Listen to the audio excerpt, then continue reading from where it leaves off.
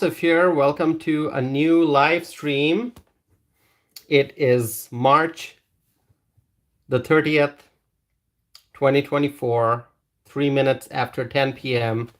It took me 3 minutes to start the live stream because I was having a little bit of technical difficulty on my end. Sometimes I do my live streams from my phone, sometimes from my tablet, and so it was taking me a little bit of time to get the tablet up and running because there was some kind of an update, I think some software update or something like that, that had to be completed. So as I'm starting this live stream, I'm going to wait for a few moments and allow people to join. And let's see who joins here. As you are joining, please write something in the chat window, please. We are 1 minute past, and so I'm going to wait for another minute as more people join. There are some really important things I need to discuss today. I'm going to be talking about a bridge that was hit by a barge, and then I am also going to be talking about something that's been happening in New York. I'll talk about a migrant who was arrested, and then also I'll discuss some public health issues. So I see somebody else has joined. Please, as you are joining, write something in the chat window. Just say hello. Say hello right where you're from. If you want to talk about the weather, we can do that. We had a bright and sunny day here in Madison, Wisconsin for the most part. Susan Epp is here. Hello, Susan. Thank you for joining. Oh, I see more people have joined. Wonderful. I'm going to wait for 30 more seconds and then I'll get started. But in the meantime, participate in the chat window. Okay. Maya Sisters is here. Hello from Wisconsin. Hello, Maya Sisters. Great to see that you're here.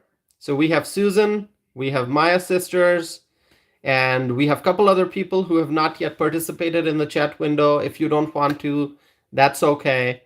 I'm just glad that you have tuned in for this live stream. All right, my friends, we are getting close to the 3-minute mark. Oh, Teresa Ross is here. Teresa, thank you for joining.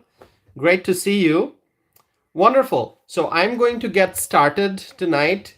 We have a few very important things I need to discuss. So let me start with this breaking news. It's a breaking news, but it's not good news, okay? It's a very disturbing news, but I'm going to share that with you. A barge has hit a bridge. This happened today, Saturday. And I'm not talking about the Maryland bridge collapse, okay? I've talked about it before. A big container ship hit the Francis Scott Key Bridge in Maryland and the bridge collapsed, but that's not what I'm referring to today. I am talking about a different barge and a different bridge and a different place. And I'm talking about something that happened today, okay? A large barge hit a bridge, and this is a bridge over the Arkansas River. This happened in Oklahoma, and thankfully, there were no reports of injuries. As far as I could find out, no injuries. Thank God that there are no injuries. But this is a very disturbing news. It obviously is. You know, just a few days ago, we saw the devastation in Baltimore when a large container ship hit the Francis Scott Key Bridge and the bridge collapsed and people died. People died in that incident. And this happened a few days ago. And now, today, Saturday, in Oklahoma, a barge hit a bridge, okay? And authorities diverted traffic after the incident, and reportedly the highway was reopened afterwards, okay? So everything seems to be okay as of now. I mean, thankfully, no reported injuries. No one got hurt, but it's still very, very bothersome. I mean, I am very worried. Why is this happening? In a span of a few days. First, the Maryland bridge collapse, and now a barge hit a bridge in Oklahoma. I mean, this is pretty serious. And I want to know what caused the barge to hit the bridge. And I think that's a question that will be on everyone's minds. I mean, this was caught on video. So if you look up the information, if you look up the news on the internet, you're going to see this. Okay, this happened in Oklahoma, a bridge over the Arkansas River, a barge hitting the bridge. This is very, very disturbing. Okay, this is very serious. Once again, what caused the barge to hit the bridge? I want to know what caused this incident. Are we going to get answers? We're still waiting for answers regarding what happened in Maryland. And naturally, when people see what happened in Maryland and they hear about what happened in Oklahoma today, people get worried. And there are so many bridges and highways in the United States. We rely on these bridges and highways. Our transportation sector is so important. We need nice and stable highways. We need strong bridges because we want to make sure that our cars, our trucks, our buses can run. We want to make sure that our trains can run. We want to make sure that our planes are operating smoothly. And we want to make sure that our ships, the vessels, can come and go and transport goods and transport people. And so why are these incidents happening? We all want the bridges and roads and railways and airports. We all want these, important infrastructure.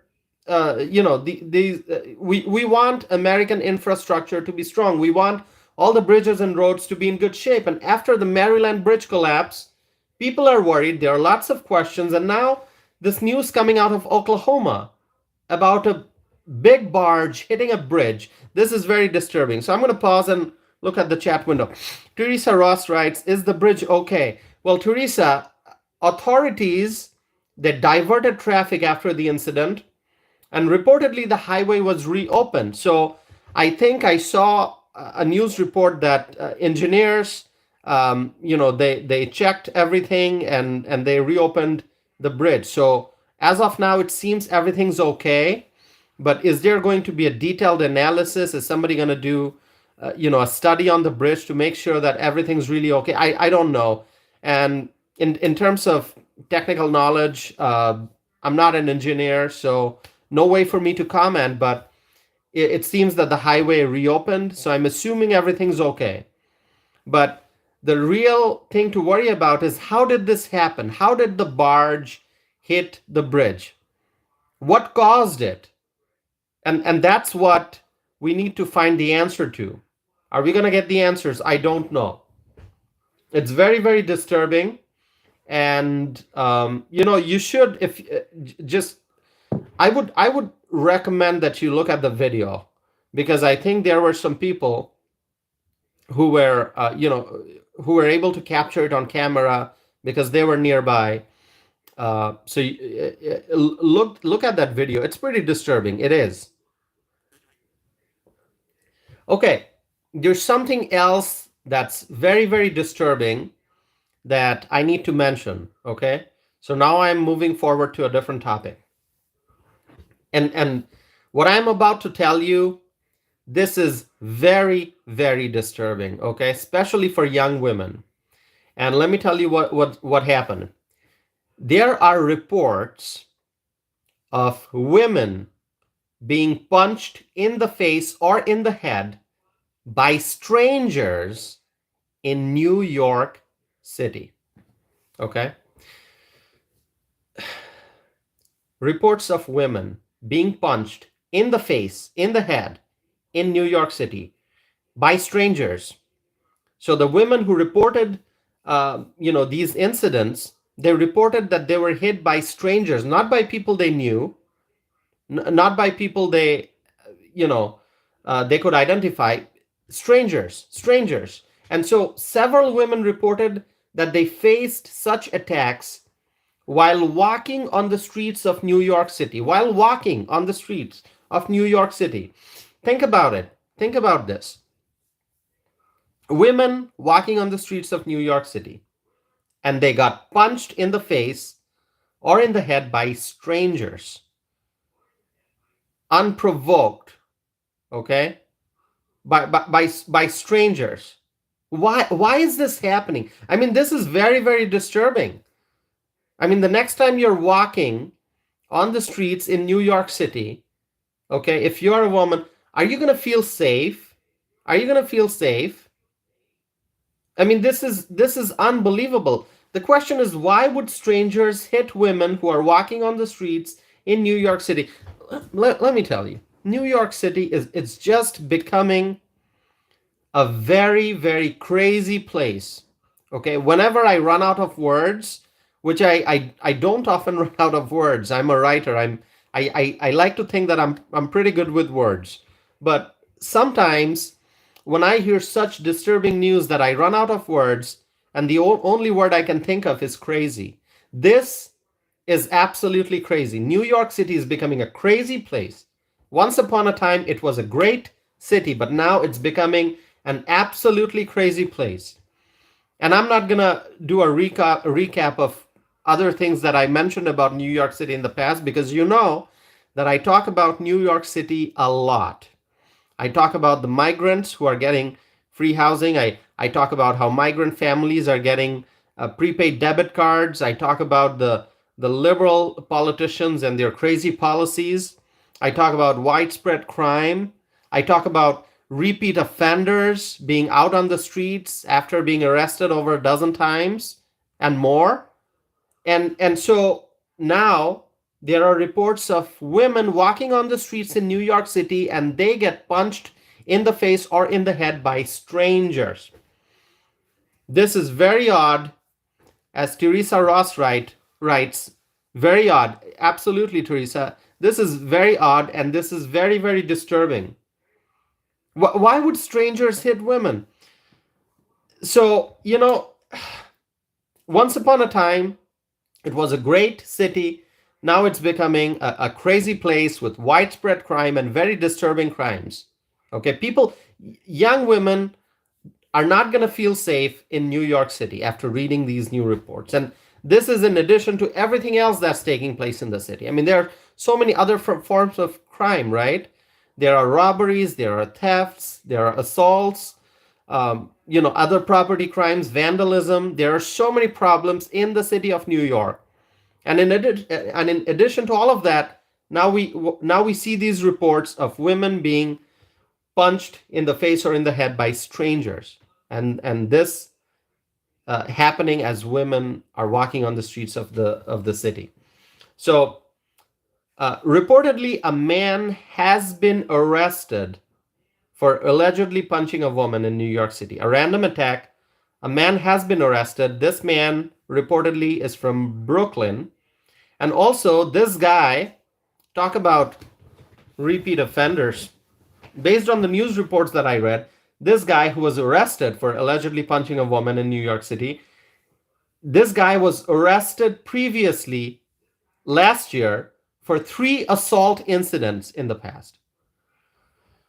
So the question is, are there other men out there who have been, attacking these young women by punching them in the face or in the head? Are there other men out there? Are there other people out there? And so when people read such news, people get worried. And this is not just about women feeling unsafe. Men are going to feel unsafe. Anyone's going to feel unsafe. Senior citizens are going to feel unsafe. Children are going to feel unsafe. New York City is just becoming unsafe for everyone. It's becoming unsafe for everyone. Okay?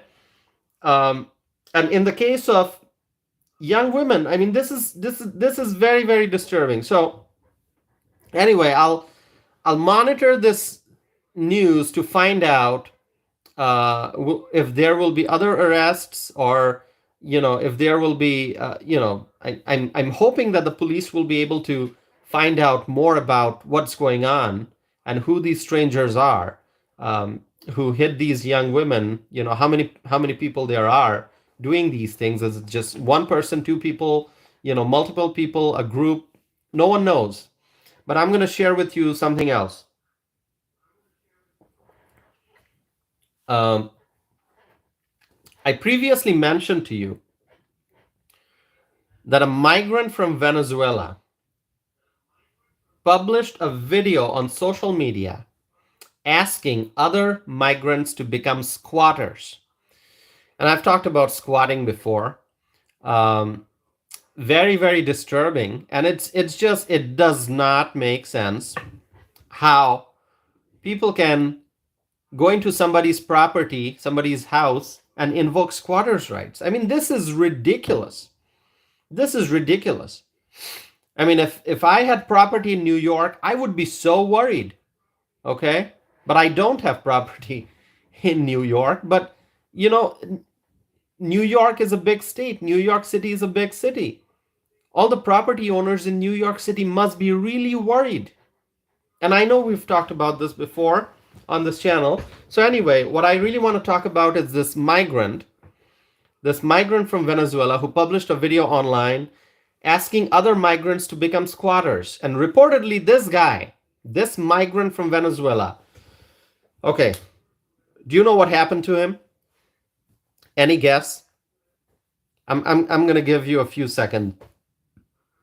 This migrant from Venezuela who published video on social media asking other migrants to become squatters. Do you know what happened to him? The latest update? Enjoying some hot tea here, as I frequently do at night. So this migrant was arrested by Immigration and Customs Enforcement, which we know as ICE, okay? I love the ICE officers, okay? I just so much appreciate the work that they do. Obviously, I wish that Donald Trump would be in the White House, and I'm hoping that he will win in 2024 and be sworn in as the president in 2025. So once Donald Trump becomes president again, ICE is going to be doing a lot of work, okay? I think we know that. If Donald Trump is elected again to the White House, he's going to secure the southern border. He's going to stop the influx of illegal immigrants. And ICE, that agency, Immigration and Customs Enforcement, they are going to be very busy going after the illegal immigrants. I'm pretty certain about that. So, ICE, a great agency, but they need good leadership. So we're waiting for Donald Trump to become the president. So this migrant from Venezuela, he was reportedly arrested by ICE. And so the Detroit field office of ICE arrested this guy, and he is now in federal custody. What a great news. This is great news. I mean, this is wonderful news. Whenever I'm watching the news, whenever I'm reading news articles, we see a lot of depressing stuff. As I mentioned, this this barge hitting a bridge, and the disturbing news from New York City about women getting punched in the face or in the head. I mean, these are and so many other disturbing news, right? It seems like there's a scarcity of good news. We don't see enough good news, but this news is excellent news. This migrant from Venezuela, he completely disregards the rule of law in the United States. Okay? And because this guy, according to reports, this individual, he entered the United States illegally in April of 2022. So he has been in the US for a while.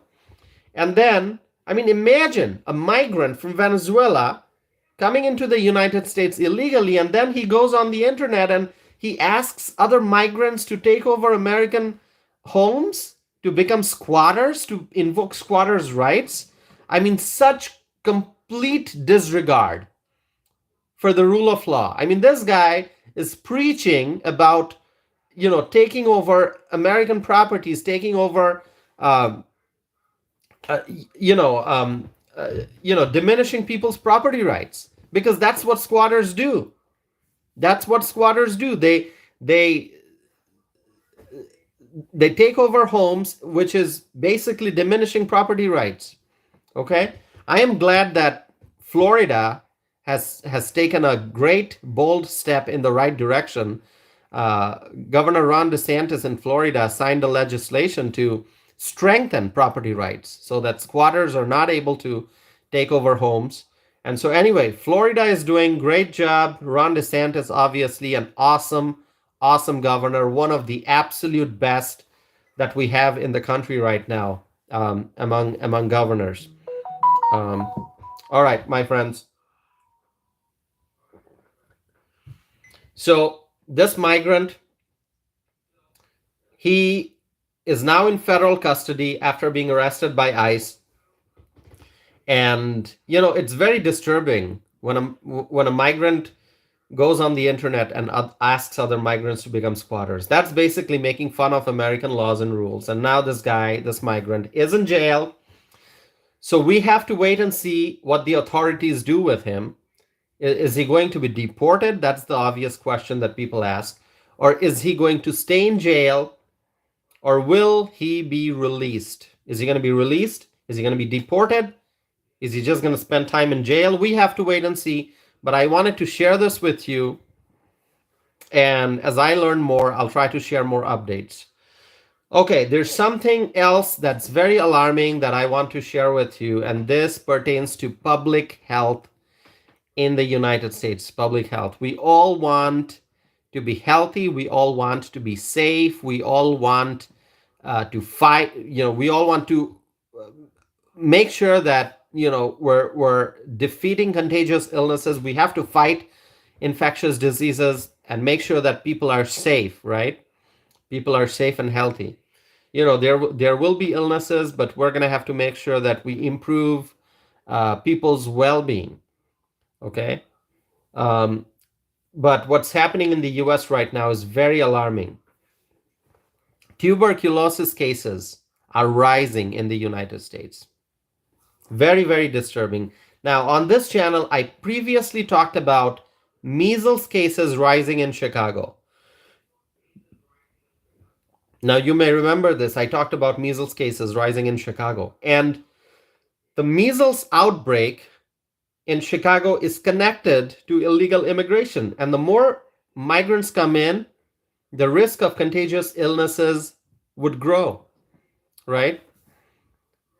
And I know last time, I think it was yesterday, or maybe the day before, someone during the live chat window mentioned tuberculosis.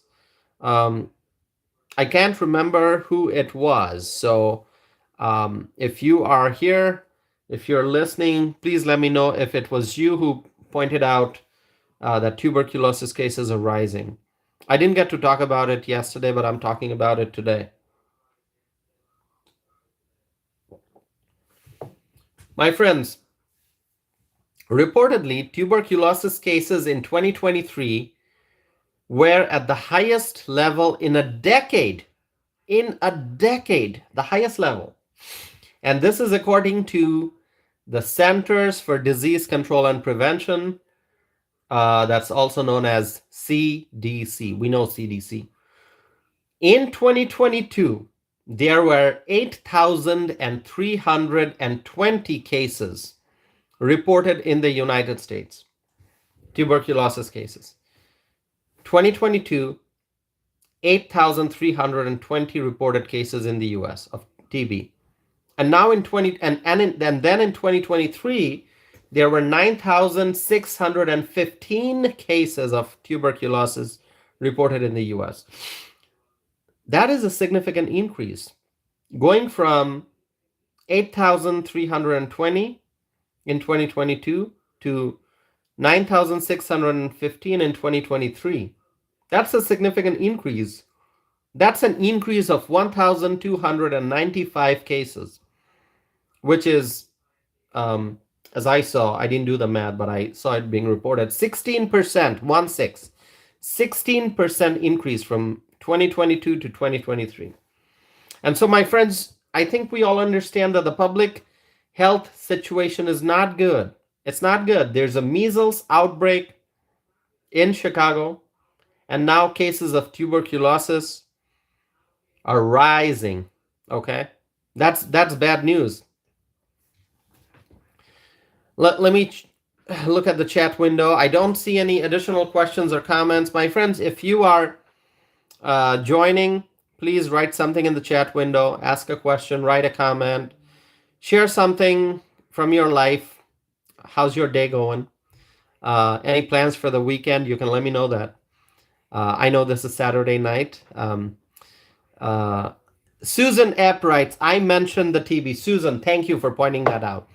I knew that somebody had mentioned about TB last time. So Susan, thanks for letting me know that it was you who mentioned TB.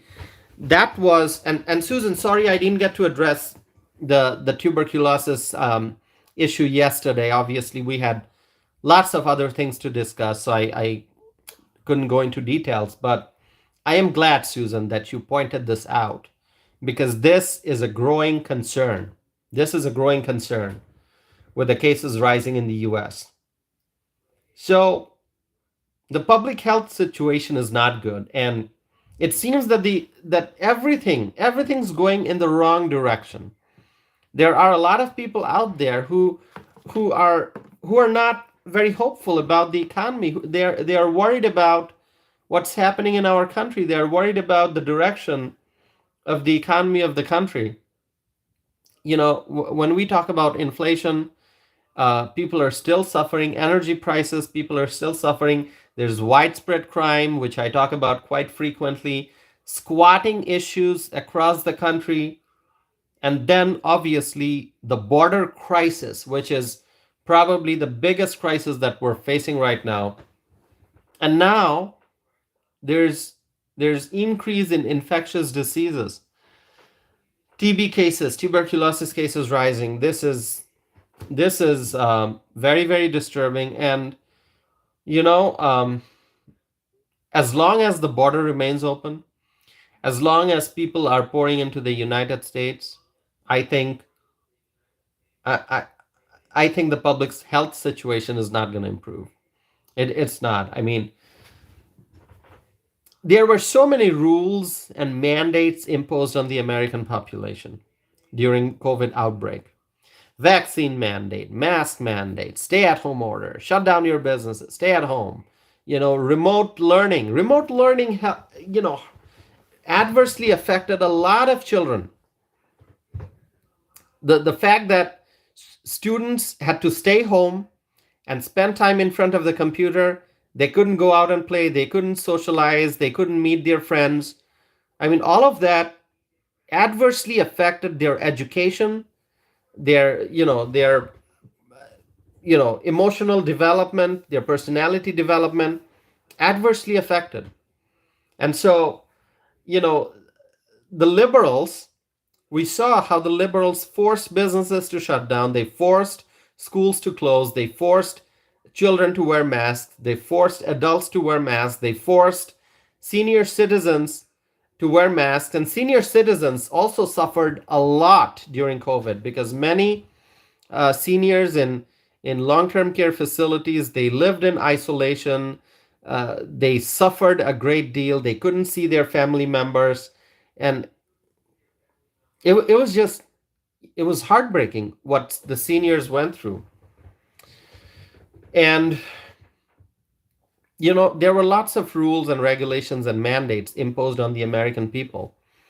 And the way that the liberals presented it was, they said, oh, this is for your own benefit. This is to ensure good public health. This is to keep you safe. This is to, save you from illnesses. This is to prevent the spread of diseases, blah, blah, blah, blah, blah. Okay? And now those same liberals, they are supporting illegal immigration. They are supporting the massive influx of illegal immigrants from all over the world. Okay? And these individuals who are coming in, we don't know who they are. We don't know where they're from. We don't know their health history. We don't know their criminal history. We don't know their background. We don't know what kind of diseases they have. Do they have TB? Do they have measles? Do they have malaria? Do they have, So there are so many other infectious diseases, and these people are coming in. They're staying at shelters, overcrowded, and they're staying in many hotels.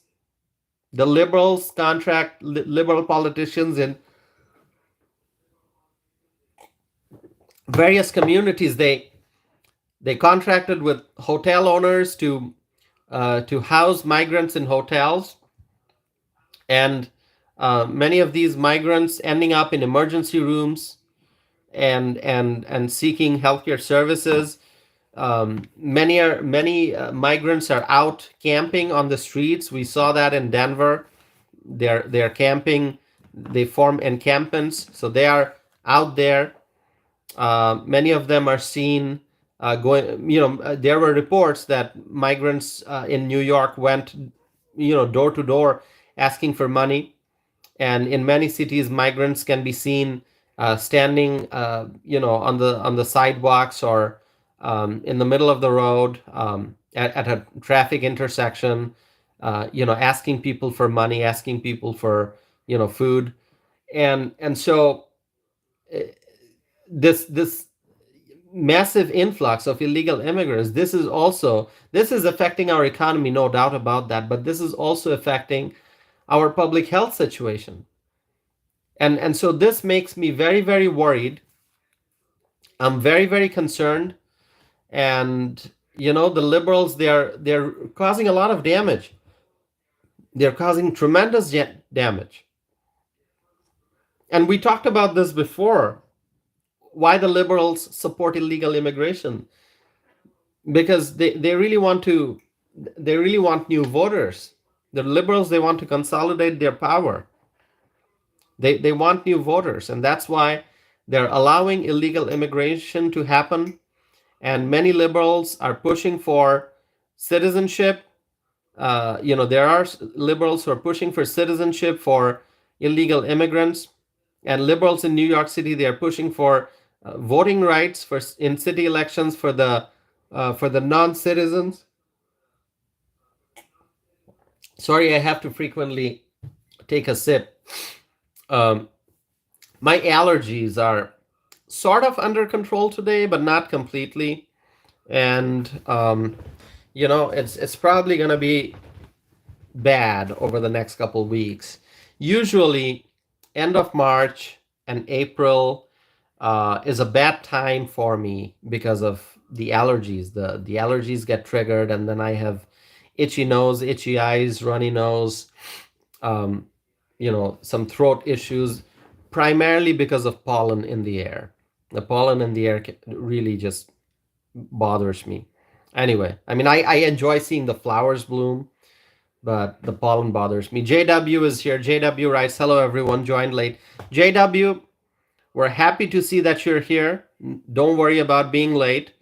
It's a Saturday night, and I was hoping to do the live stream at 9 p.m., but I had to start it at 10:03. I planned for 10 p.m., and then I joined 3 minutes late because of some time that it took for me to, start the tablet. There was some kind of an update, so I had to wait for the electronic device to update. Anyway, the software update. Anyway, JW, it's wonderful to see that you're here. We covered some important topics today. I shared some information about a barge hitting a bridge in Oklahoma. Thankfully, no injuries reported, but still very disturbing news. A very large barge hit a bridge over the Arkansas River, and this happened in Oklahoma. And I obviously asked the question, what's going on? First, we see devastation in Maryland with the bridge collapse, and thankfully nothing too bad happened in Oklahoma. I mean, there were no reported injuries, so no, thank God for that. But how did a barge hit a bridge? I mean, what's happening? I mean, naturally, people are going to ask these questions. So I talked about that, and you can watch the replay, JW. You can watch the replay afterwards. And then we also discussed this disturbing news from New York City about uh, about women being punched in the face or in the head by strangers in New York City, and that's very disturbing also. And then I talked about this migrant from Venezuela who published a video online asking other migrants to become squatters. So this guy, this migrant, was arrested by ICE, Immigrations and Customs Enforcement, and so I shared that. That was a piece of good news that I had to share. I mean, this migrant getting arrested and now in federal custody. And then obviously, the other topic I discussed is tuberculosis. Cases are rising, and I think we all understand this, that if illegal immigration continues, if the border remains open, then more infectious diseases will spread across the country, and it's just going to be devastating. It's going to be devastating for the Americans, particularly for children, for senior citizens. It's going to be really bad for our overall public health. So JW writes, so strange for two boats to hit bridges in a small amount of time. Exactly, JW. That's what bothers me, and it bothers a lot of people who are paying attention to these news.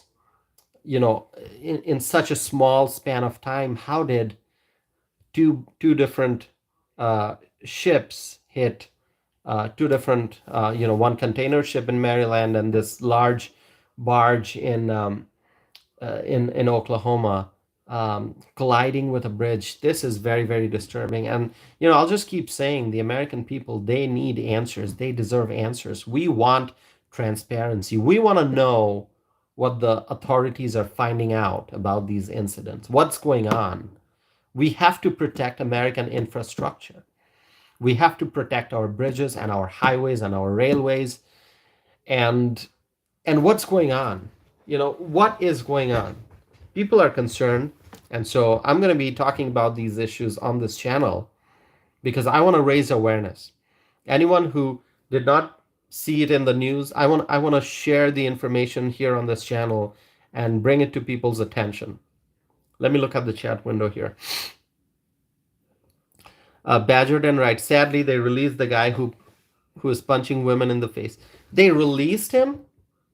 Wow. Really? Oh my God. Okay, I didn't see that, Badgerden, so thank you for sharing that. They released the guy? So, this is... All right, I'm going to look it up.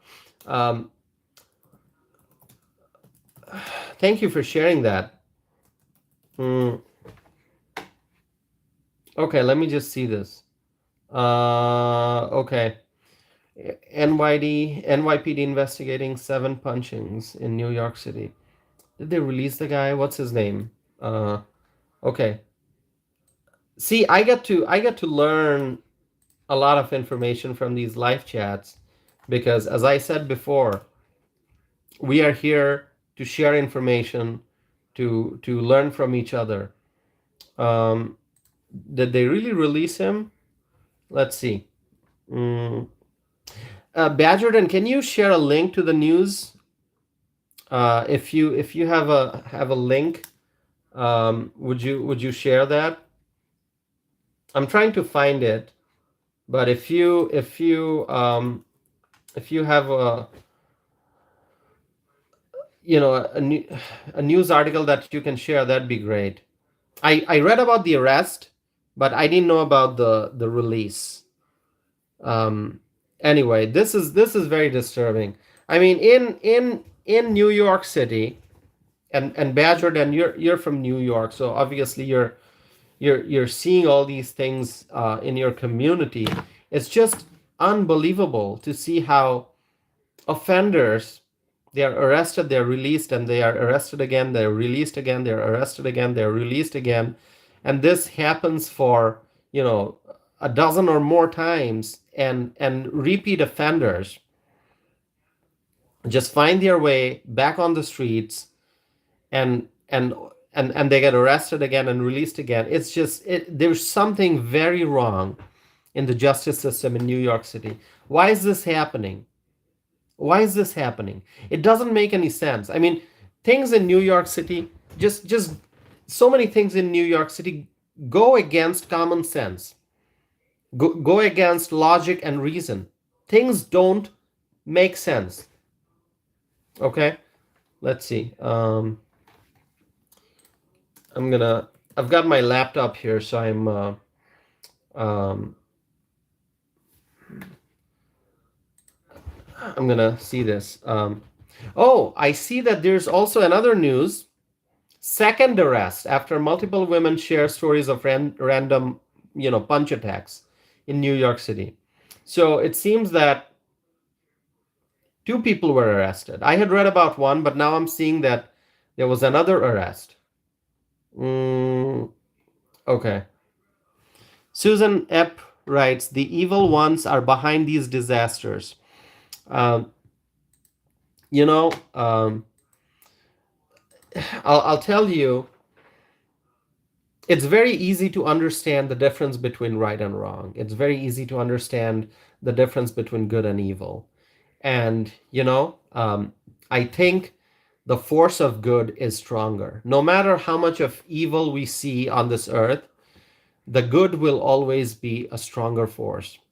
The people who are good, there'll always be more good people than bad people, because if you believe in God, if you believe in the power of good, then as I do, then I know that there will always be more good people in this world than bad people. But we do see tremendous evil on this earth, obviously.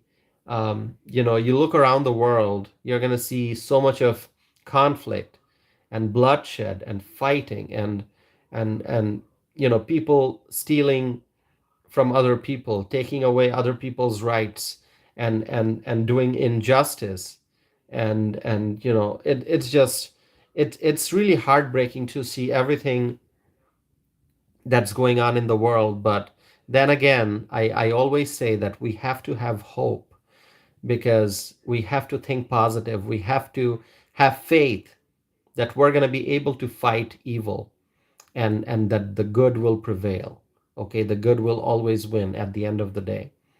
So, lots of problems in this world, lots of challenges, lots of bad things happening, but there's a lot of good people, and the good people will always be stronger, because the force of good is always stronger. Um, let me see. Yeah, I do see that there was one suspect who has been charged in the attack, um, in the punching case in New York. He was held on $10,000 bail, and then there was another suspect who was arrested in Greenwich Village on Thursday and charged with assault. And so far it seems that two individuals have been arrested. Oh yeah, so the second suspect who was arrested, he was charged with misdemeanor assault, um, which is not bail eligible, it seems, and was released on supervised released. Okay. So yeah, so Badger Den, I think I found the information that you mentioned, that this one suspect was released. Okay. Um, it's very disturbing.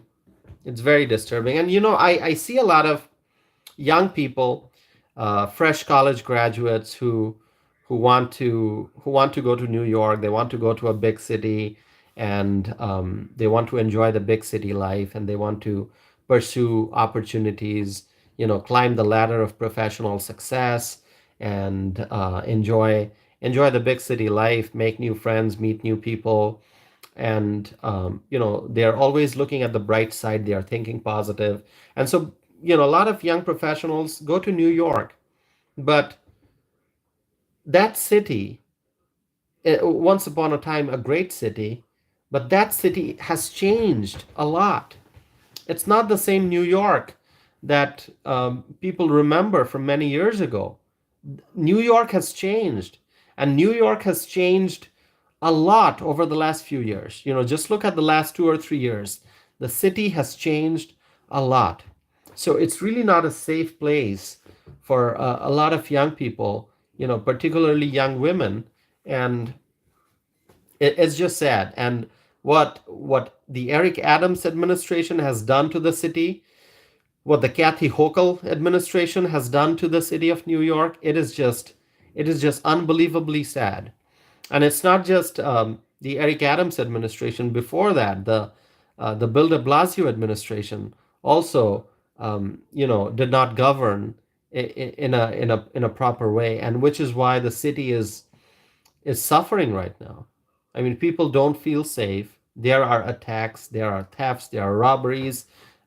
Squatters are taking over American homes, and people are not getting justice.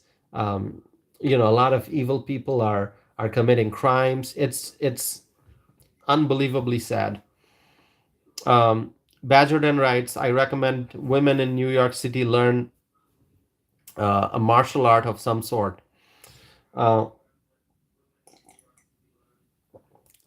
self defense is obviously very important, and people can learn martial arts to protect themselves, and it's also important to be aware of your surroundings. I think that's the most important thing. When you're out walking on the street, when you're out, whether you're inside your vehicle, personal vehicle, whether you're taking the subway, whether you're using a taxi or some other public transportation, um, it's important to be aware of your surroundings at all times. Okay. It's almost like you're going to have eyes that are looking in front and eyes that are looking what's happening behind you. I mean, really, it's physically not possible, because when we walk, we look straight, we look in front of us, right? We don't have eyes on the back of our heads, but it's almost like you're gonna have to have a 360-degree view of your surroundings when you're out in the public. And it's and I don't know how it's possible, but that's what that's what needs to happen, because New York is such an unsafe place right now, with so much of crime, and with all these illegal immigrants, uh, who found their way into New York City. I think the situation's just gonna get worse. It's just gonna get worse. I New York City.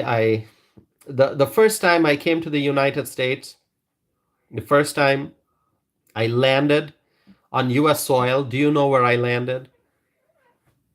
New York. Okay. I landed in New York. When I came to the United States from Bangladesh, I landed in New York, spent some time in New York, and then um, traveled to different states. Um, also visited Canada, and then went to New York again. And so I have spent some time in New York, not a whole lot. Not enough time to really get to know the city, to be honest with you. Um, and do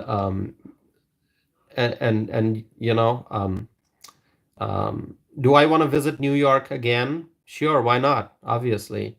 But I do worry that it's not a safe place. And so I'm always worried about crimes happening. And also, for those of you who don't know, I really like road trips. And so whenever I think of, going someplace, let's say going to New York, I would actually love to drive to New York. I think it's going to be a beautiful drive, going from Madison, Wisconsin to New York City. But then obviously, um, it's going to be exhausting. And, parking in New York is going to be tough, right? Um, unless I'm staying in the suburbs, parking in New York City is going to be tough.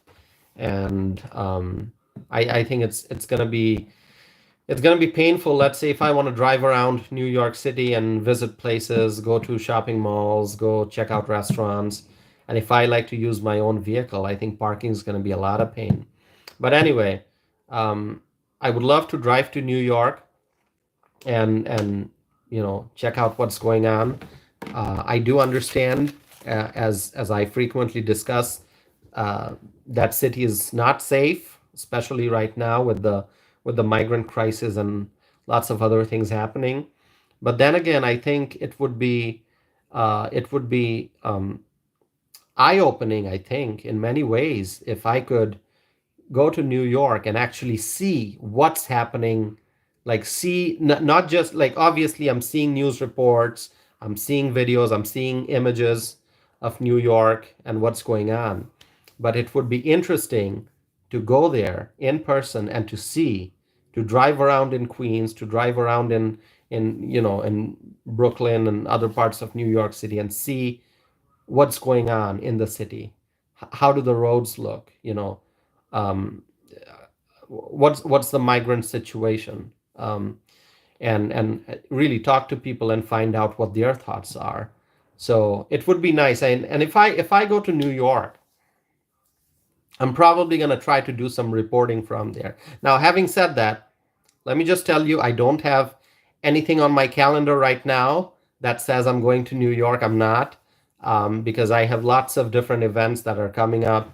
The Republican Party of Wisconsin State Convention is coming up here very soon. There's a second congressional district caucus that's coming up in April, where I'll be speaking, and then there are a few more events that I have to attend. So during the weekday, I'm busy working, and I'm trying to do my live stream every evening. And then on the weekends, I have events, political events that I attend, and other personal things that I have to do. So really, as I'm looking at the next several months, I don't see any real opening on my calendar that would allow me to travel to New York. Okay, even if I were to not drive and just take a plane, go land, and spend some time, spend a few days, and come back, I don't see that I have that opportunity available on my calendar as I look at my spring calendar and my summer calendar. And so, but I'm just expressing an idea that I think, because I talk so much about the migrant crisis in New York and everything that's going on there, it would be, I think, eye-opening for me.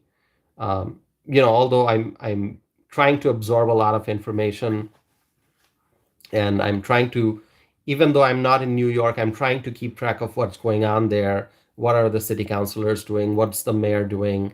What are the New York residents thinking? What are the businesses thinking about the situation? Uh, you know, uh, what are the thoughts? Uh, what are the members of the law enforcement community thinking? What do they want? What kind of resources do they need to combat crime? So I'm trying to pay attention and keep track of everything, but I'm doing it from Wisconsin. So I think it'll be interesting if I could find some time to go to New York and do some reporting from there. If I do go to New York, even if it's for a weekend, I would like to do live stream from New York. Okay. And anyway, a much easier drive for me is going to Chicago. Okay, I can just get in the car, start driving, and in 2.5, 3 hours, I'll be in Chicago. Okay, so that would be an easier thing for me to do. Uh, well, the weekend's not over. I could just wake up tomorrow morning and decide that I'm gonna go to Chicago. I've visited Chicago a few times in the last couple months.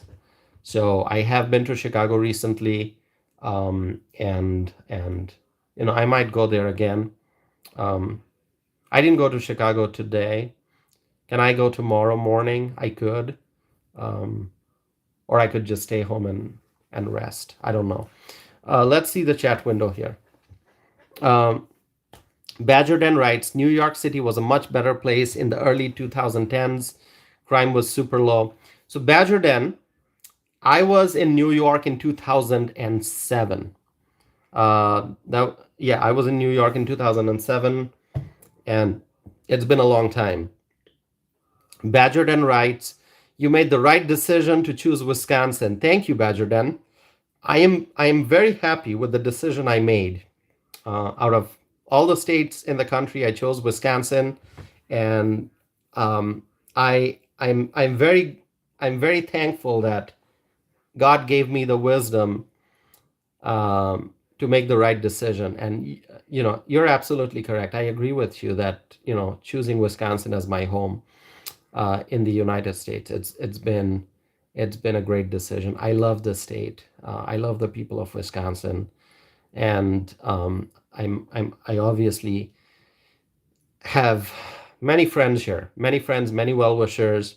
When I came to Wisconsin, I didn't know anyone in the state, and you know, I now I have a world full of friends here in Wisconsin, like-minded conservatives, and even people who don't agree with me politically, who have different political views. I have lots of friends who have different political views, and we disagree with each other, but then we have conversations about policy issues.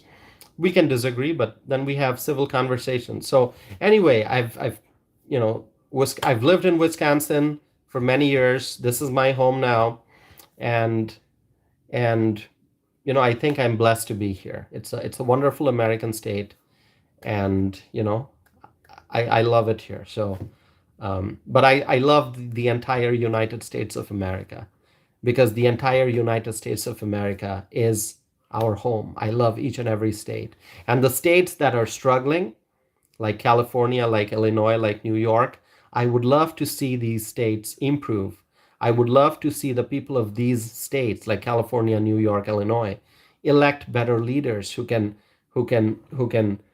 take the states in the right direction, who can restore the American dream, who can strengthen the laws, who can protect freedom. We need elected leaders in these states like California, New York, and Illinois, people who can really work hard for the people of these states, and just create a better environment in which Americans can live happily and they can thrive.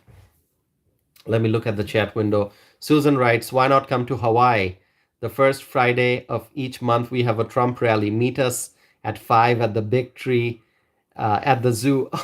Thank you so much, Susan, for your wonderful words and the invitation.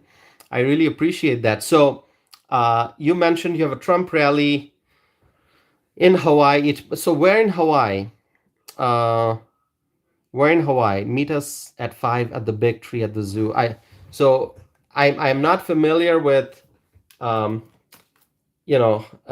never been to Hawaii, so you're gonna have to give me like specific information about where and what event. So I'll wait for you to write that in the comment section, and I'm gonna move forward to the next comment while I wait for Susan to respond. Badgerton writes, 2007 was even better in New York City. That was during Mayor Michael Bloomberg's administration. He was Republican. Let's see. Was Michael Bloomberg? He's from the Democratic Party.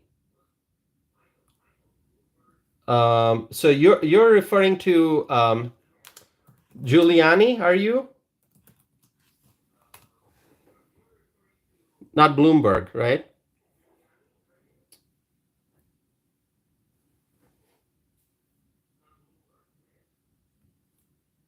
Or was it Bloomberg? Who was the mayor in? Let me see. Oh, okay. So Bloomberg was in office from Bloomberg was the mayor in 2007. He was a Republican. Oh, he was a Republican for a while, and then did he choose? Did he change his political affiliation then? Okay, let me just see. Okay, I can't keep track of who was the mayor when in New York City. So Bloomberg was the mayor from Badgerton writes Bloomberg switched parties. Okay, I get it now. Okay, so Bloomberg used to be, because I know Bloomberg ran for, didn't he run for president? Yeah, he ran for president. Yeah, he ran for president, as a Democrat, but he was a Republican before. Is that okay? All right, I that makes sense now. Bloomberg switched parties because I remember when Bloomberg was running for president, he made a comment um, that I was very upset to see, and I wrote an op-ed about Bloomberg's comment. I'm gonna give you that information. Give me 1 second here. So let me see. So anyway, just going back to the original discussion, Badgerden is writing that 2007 was even better in New York City during Bloomberg's administration. So let me tell you what what I was not happy about with Michael Bloomberg. Bloomberg um, uh, Bloomberg had said, wait, let me just see. I may actually, what I may just do is um, maybe, okay. So Michael Bloomberg at an event in 2016, he said that that he could teach. So Michael Bloomberg at an event in 2016, he said he could teach anybody to be a farmer, and he described farming as a simple process-oriented job, and he was suggesting that it involves digging a hole, planting a seed, and adding water.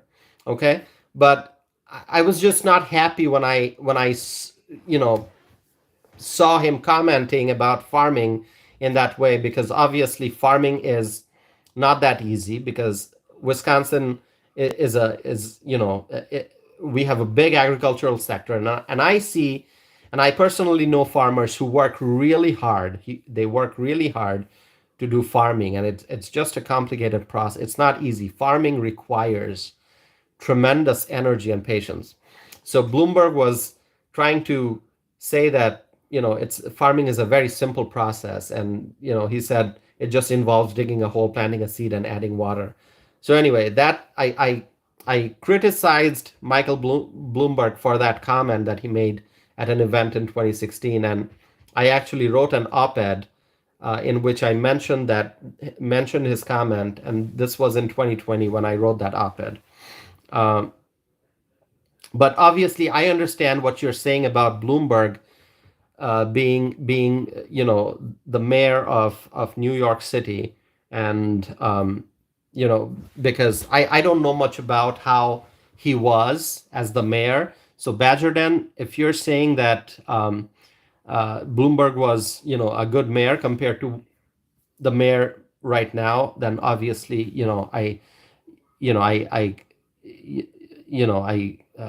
I'm learning from you. So what I'm going to do is read more about Michael Bloomberg, um, and his time in office as the mayor of New York City, because honestly, that's something that I have to learn. So Badgerton, I'm glad you mentioned that, because I really haven't done much studies about how Michael Bloomberg was as the mayor. Okay, I think the only time paid attention to him was when he was running for president. So I'm gonna have to read um, how he was as a mayor. So thank you, Badgerden, for mentioning that. Badgerden writes, Giuliani was a staunch Republican. He helped clean up New York City in the mid 1990s. So yes, I know Giuliani was a great mayor. I know that. And there's a book that I read that Giuliani wrote, and I actually had to read that book when I was in graduate school. So it was an assigned reading.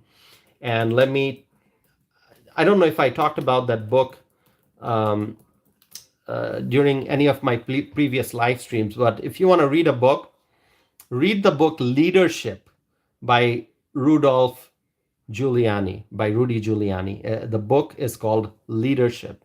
And I had to read that book as an assigned reading when I was attending graduate school. Susan writes, I voted for Tulsi Gabbard, like President Reagan. Um, like President Reagan, she did not leave the Democratic Party, it left her. Okay. Uh, Susan writes, I majored in horticulture. There's a lot more to it than pulling weeds. Exactly. I mean, farming, growing plants, growing crops. It's a very complex process. Requires a lot of patience. And I see that here in Wisconsin. I live in the city of Madison, so I live in a very urban environment. Um, I don't live very close to downtown, but I'm just a few minutes from downtown.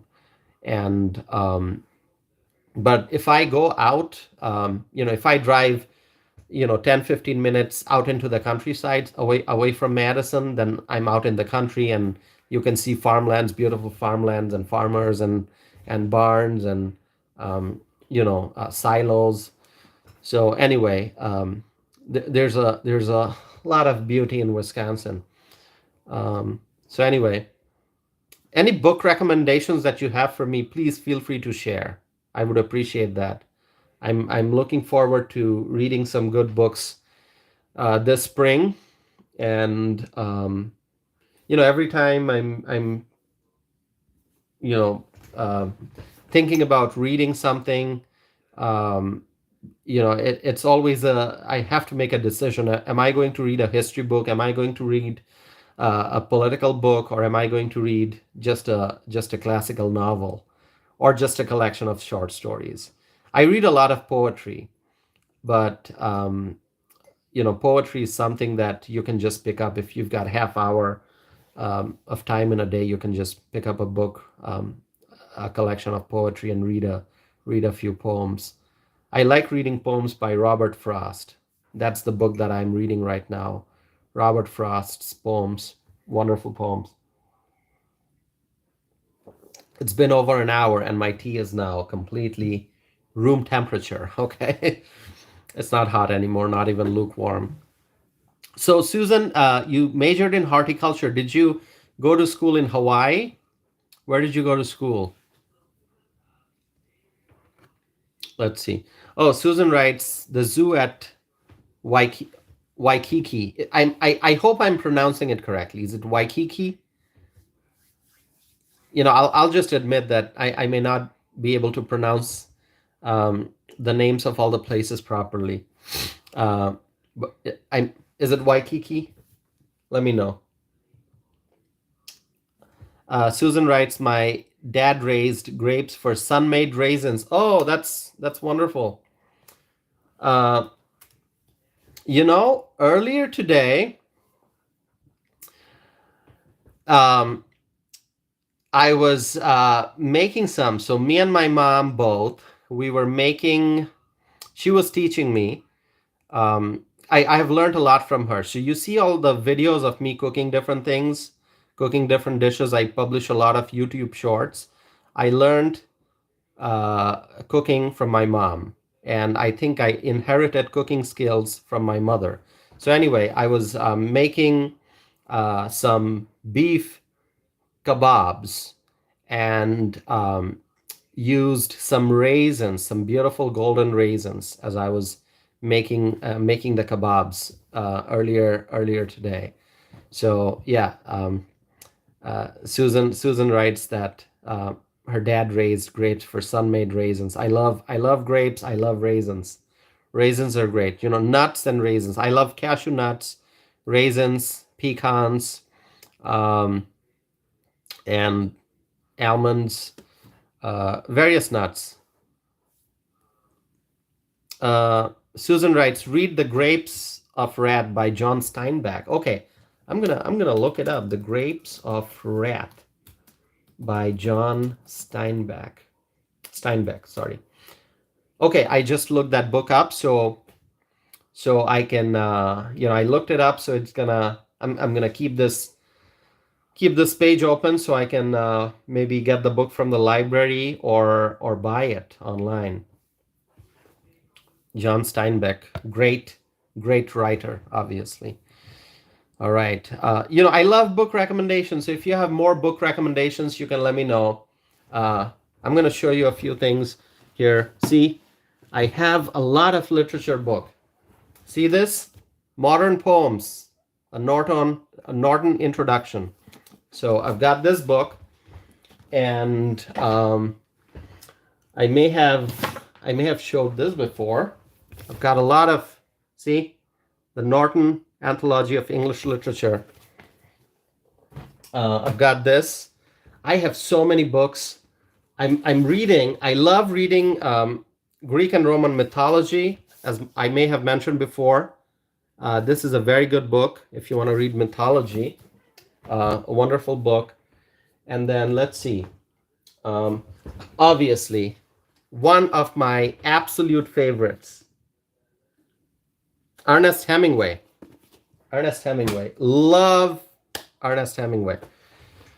Susan writes, teach me how to make good curry. Susan, so what kind of curry you're thinking about? Beef curry, chicken curry, shrimp curry? I had a great video of shrimp curry on my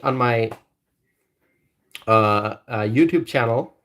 Susan, what I'm gonna do is I'll try to post. I'll try to post a recipe. Okay, I'll try to post a recipe very soon. Maybe I'll do the shrimp curry. I'll post a recipe. Okay, Badger Den is giving me a book recommendation. Edgar Allan Poe, one of the best. Edgar Allan Poe. Edgar Allan Poe is one of the best. I used to read Edgar Allan Poe when I was a much younger student. And what an amazing writer, Edgar Allan Poe. Very, very powerful. Anyone who can appreciate the work of Edgar Allan Poe, it's like, I appreciate those who appreciate the works of Edgar Allan Poe. So thank you, Badger Den, for giving me that recommendation. The book that you're mentioning, that short story, I have not read that, so I will read it. Let's see. Cry the Beloved Country by Alan. Okay, let me. That's a South African writer, right? Alan Patton. Cry the Beloved Country. I'm going to look it up. I'm just typing it on my computer screen so I can remember the recommendations afterwards. So if you love South African writers, if you appreciate South African writers, then read J.M. Coetzee. I think I have mentioned Coetzee's name. I think I always mention Coetzee's name. J.M. Coetzee. Read the book Waiting for the Barbarians. And J.M. Coetzee is a South African writer. South African Australian, I think. But he's South African. J.M. Coetzee. Waiting for the Barbarians. It is, I have no words to describe how powerful Waiting for the Barbarians is. That's the name of his book, one of his many books, Waiting for the Barbarians. And let's see. Waiting for the Barbarians, amazing, amazing book. And actually, let me see here. That's a prize-winning novel. So it's an amazing book. And there's a movie also that they made, Waiting for the Barbarians. It was made into a movie. But the thing is, I have not had a chance to watch the movie. I watched a little bit of the movie, but not the whole one, actually. So, you can you can watch the movie, but I would recommend that read the book first before watching the movie, okay? Let's see. Susan writes, no meat curry, so tofu. So you prefer tofu, all right. I have never made tofu curry, but I can give you some vegetarian recipes, some vegetarian dishes. I'll try to think of a dish that you may like, and I'll try to post a recipe, okay, Susan? So I'll do that. Thank you. And Susan writes, I like German fairy tales and Grimm fairy tales. You are referring to the Grimm brothers, right? Their fairy tales. That's really good. And also Aesop's fables. If you enjoy fables, Aesop's Fables is amazing. And I like fairy tales too. I think there's a lot that we can learn from fairy tales. And if you like fairy tales, please check out Hans Christian Andersen. Hans Christian Andersen, amazing writer. For example, the Ugly Duckling, right? I think we've all read The Ugly Duckling. We've all heard the story. That's Hans Christian Andersen. Badgerton writes, my favorite is Tom Clancy. Obviously, Tom Clancy is a big name, a very big name. I don't think I've read Tom Clancy's book. I don't think I've read his book. But anyway, obviously, that's a very, very, very, very big name, Tom Clancy. And so what was I saying? I was mentioning something. Kind of lost track. Right before I mentioned Tom Clancy, I was talking about something else. Hans Christian Andersen. Yes, Hans Christian Andersen. If you like fairy tales, read the tales by Hans Christian Andersen. And in fact, years ago, I watched a movie which I highly recommend. So Hans Christian Andersen is a Danish author. And the movie, it's actually not a movie, actually. It's a television miniseries, I think. I think it's a miniseries or it's a movie. I don't remember, but I remember the name, My Life as a Fairy Tale. It was such a long time ago that I watched it that I don't remember if it had few episodes or if it's just a movie. Anyway, Hans Christian Andersen, My Life as a Fairy Tale. Watch that movie. Watch that motion picture. It's really amazing. Really, I mean, it'll touch you. It'll touch your heart. And now that reminds me, I have to watch it again. I watched it many years ago, and I feel like watching it again now. Susan writes, yes, Hans Christian Andersen is great. He is absolutely amazing. I mean, a gifted writer. What a great imagination. I mean, that tells you the power of imagination. You can just sit and write. And as a writer, you can create a world, right? I mean, that's what writers have the power to do. Using their imagination, they can create a world. You create the characters. You create the storyline, the plot. You write the beginning. You write the ending. Or you may choose not to have a proper ending. Maybe end the story in a way that keeps it unfinished and let the readers imagine what comes next, right? There are many stories that end, but the ending is not a complete ending. It just leaves you hanging. So you can imagine what happens next. It's like the characters, walking towards the horizon, and then what happens next, we don't know. Anyway, Hans Christian Andersen, very powerful writer. So if you have time, watch My Life as a Fairy Tale. I highly recommend that. And then the recommendations that I've received today from Susan and from Badgerden, I have obviously saved those. So I'll try to check out those books. If you have not read Waiting for the Barbarians by J.M. Kadzia, please do that. It is such an amazing story. It's actually a rather slim book. I mean, not a very thick novel. Okay, you see these novels nowadays on store shelves. Those are like, several hundred pages. That's not the case for Waiting for the Barbarians. It's not very thick, but it's extremely powerful. And also, Mrs. Dalloway, Virginia Woolf, one of my favorite books ever. Susan writes, I like Christiana Rossetti. Let's see. Christina Rossetti. Okay, sorry. Christina Rossetti. Christina Rossetti, Victorian age, one of the finest poets, British. That's amazing, Susan. I'm gonna I don't know if I read Christina Rossetti's poems, but I've read so much growing up. I always loved literature, British literature, American literature, literature in translation. I read a lot of Russian literature in translation.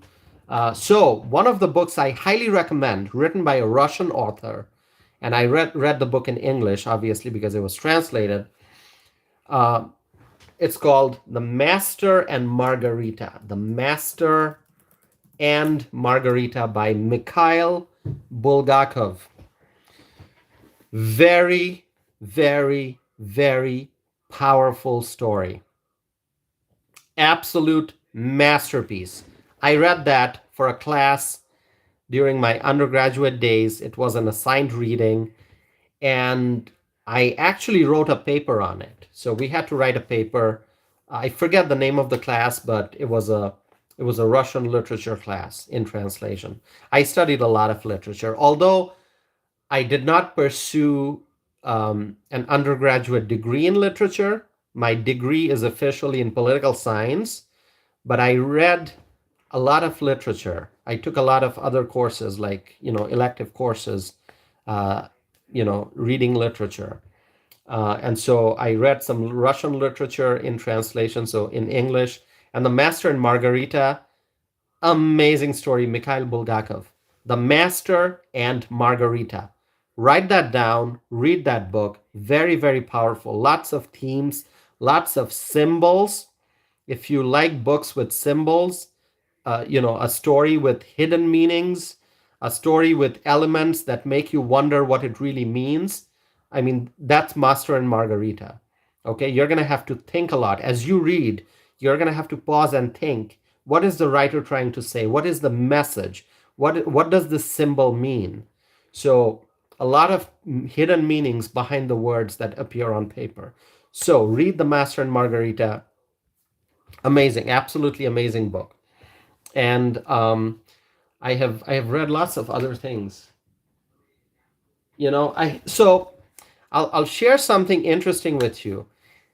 Reading always takes up time, right? I mean, if you've got a professional life, then you've got your personal life. You're doing your professional work, but then you're doing like the day-to-day errands that you have to do. Like eating and preparing food, grocery shopping, watching the news, spending some time outside for recreation, different things that people do in life. And you do all of that. And then if you are into reading and writing like I am, then you need more time. You have to carve out time so you can read a book, you can write some stuff. And I like, publishing videos on my YouTube channel because I exercise my First Amendment right. So I'm spending a lot of time, keeping track of news and sharing my thoughts and opinions with you, doing live streams, publishing my podcast episodes. And so I always feel like there are not enough hours in a day. But it was back in 2014 that I said that on stage. So in 2014, I got an award from the Urban League of Greater Madison. They gave me a Trailblazer Award for my public service back in 2014. And while up on stage, during my award acceptance speech, I said one thing. I said, I feel like 24 hours are not enough to do everything that I want to do, because I feel like there's so much of things I want to do in life, in my professional life, in my personal life. I want to spend time on my hobbies. I want to write. I want to read. And there seems to be not enough time in a day. 24 hours are not enough. And so I said that. And, as I grow older, I feel like, I said it back in 2014, but I feel the intensity of those words now more than ever. Like 24 hours in a day are really not enough. I need more time. I need more time. There's so much I want to do. And so, it's like, it's one thing that is always limited time. Okay. God gave us a certain amount of time, and we have to use every single moment in a productive manner. We have to fulfill our life's purpose, and we have to do things to help others. We have to do good things. We have to help humanity. And It's like we have a limited number of hours in our lifetime. Okay, many hours, many years, but still it's limited. And so it should always be our goal to use time in a productive way. We should use every hour of every day to improve the lives of people around us, to create a better world, to do good things, to search for the truth, to spread the truth, to protect freedom, to help those in need.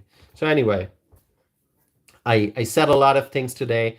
I see we're approaching the 1 hour, 30-minute time mark here very soon. We're past 1 hour, 25 minutes. I appreciate you all being here. Thank you so much for participating in the live stream and for engaging in the chat window.